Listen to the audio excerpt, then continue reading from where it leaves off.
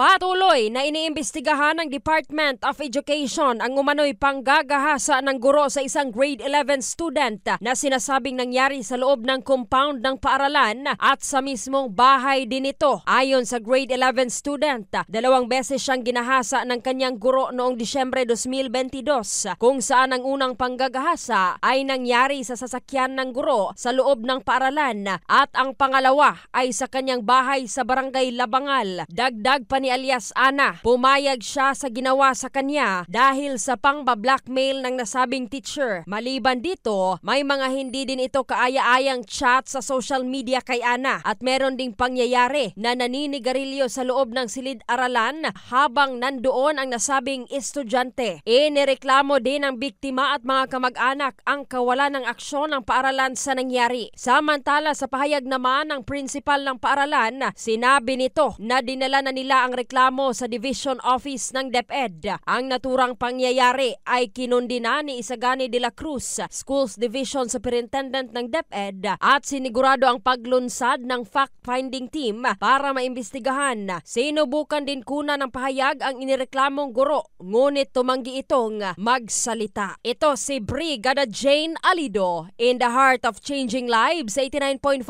Brigada News FM Gensan, the Music and News Authority.